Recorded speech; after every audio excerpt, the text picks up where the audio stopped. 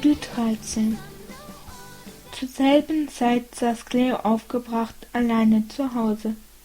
Sie fühlte sich verletzt. Es gab nichts, was sie mehr hasste, als bedrängt und gepiesackt zu werden, ihre Meinung zu ändern. Nur um sie von etwas zu überzeugen, das sie nicht tun konnte. Rikki hatte mit allen Mitteln versucht, sie zu diesem gefährlichen Ausflug zu überreden. Cleo war sich allerdings sicher, dass er nicht mit Emma und Rikki hätte an den Strand gehen können. Ich kann nicht schwimmen. Warum verstehen Sie das einfach nicht? Es tat ihr weh, dass Emma Rikki nicht gebremst hatte. Sie war doch ihre beste Freundin und wusste, wie sehr sich Cleo dafür schämte, nicht schwimmen zu können. Zuerst wartete Cleo am Fenster und blickte in Richtung Strand. Sie hoffte, dass Emma und Rikki bald zurückkommen würden und nichts Gruseliges geschehen wäre. Dann könnten sie alle wieder normal leben. Die Minuten verstrichen unendlich langsam, und so begann Cleo vor Ungeduld das Haus zu wischen. Sie räumte auf und versuchte die Zeit totzuschlagen. Wo um Himmels Willen sind die nur? Fragte sie sich alle paar Minuten. Nach einer Stunde konnte sie die Ungewissheit nicht mehr länger ertragen. Sie beschloss, sich auf den Weg ins Café zu machen. Der Spaziergang dorthin würde ihr bestimmt sehr gut tun. Vielleicht würde sie unterwegs ja auch jemanden treffen, den sie kannte. Momentan ist mir jede Abwechslung recht, die mich von den Gedanken an Meerjungfrauen ablenkt, dachte sie. Im Café war wie immer viel los. Eine Gruppe Mädchen hing fasziniert über einem Modemagazin und blickte kurz auf, als Cleo eintrat. In der Mitte des Raumes war unter einigen Jungen eine Runde Billard im Gange. Aber Cleo hatte keine Lust mitzuspielen. Ihre Laune verbesserte sich jedoch schlagartig, als sie Louis an einem der Internetplätze entdeckte. Dann sah sie, was er dort im Netz suchte. Ihr rutschte das Herz in die Hose. Louis las auf einer Seite, die von oben bis unten mit altmodischen Meerjungfrauenbildern gefüllt war.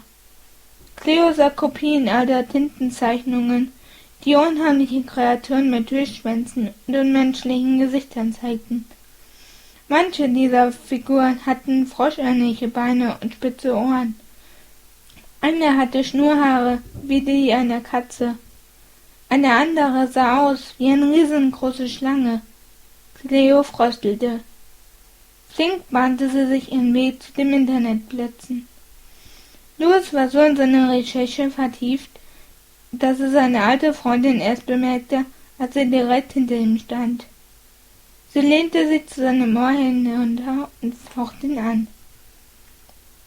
»Louis, was machst du da?« fragte sie. Louis erschrak fürchterlich und riss den Kopf herum.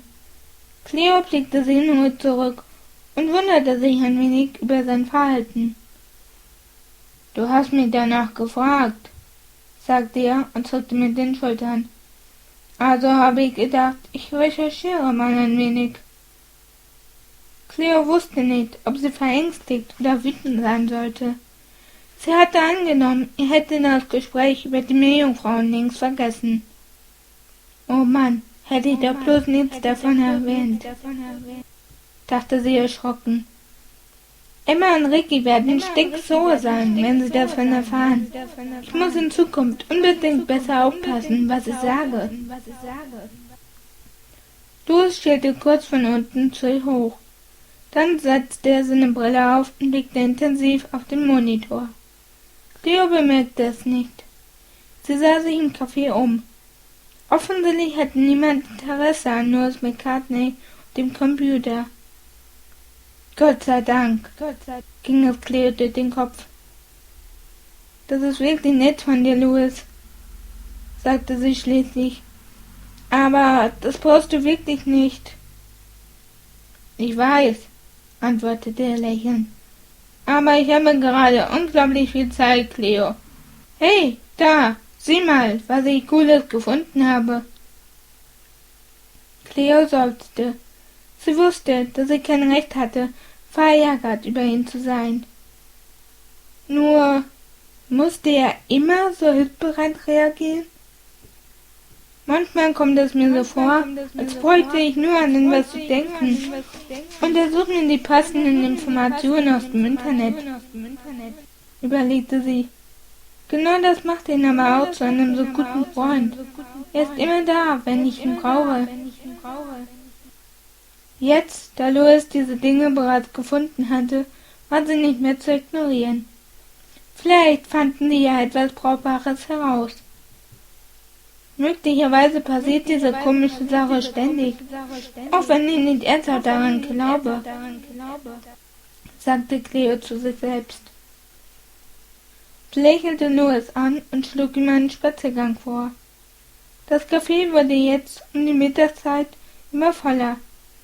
Cleo hatte keine Lust, dass ihm niemand zuhörte. Die beiden Freunde liefen in den Park hinüber.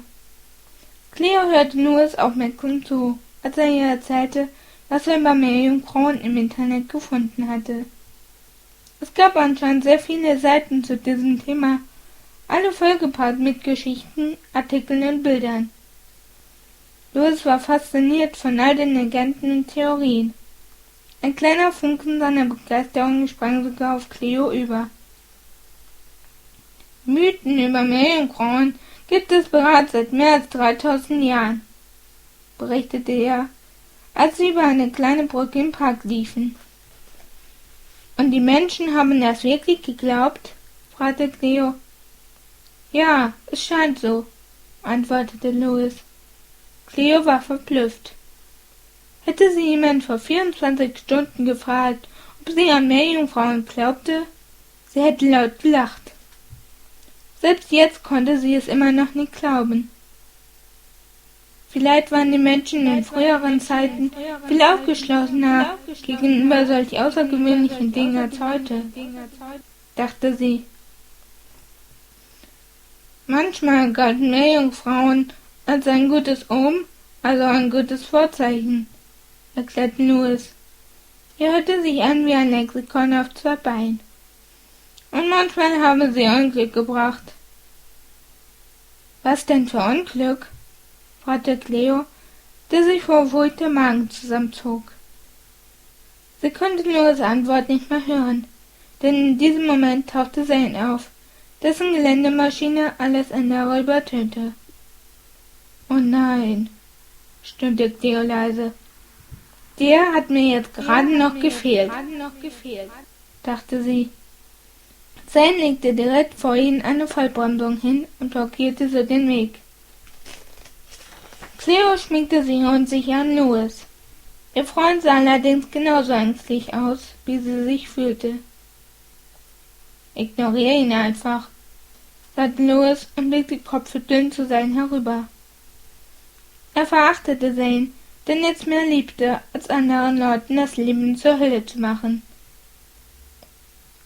Hatte er es nun auf Cleo abgesehen? Fragte sich Louis. Er wusste ja nichts von Cleos Abenteuer in der Nacht zuvor. Zane klappte die Sonnenblende seines Helms nach oben und blickte Cleo wütend an. Sie drehte sich um und zog Louis mit sich. Lass uns abhauen, sagte sie und blickte nervös über ihre Schulter. Sie liefen zur Brücke zurück, aber Zane gab nicht auf.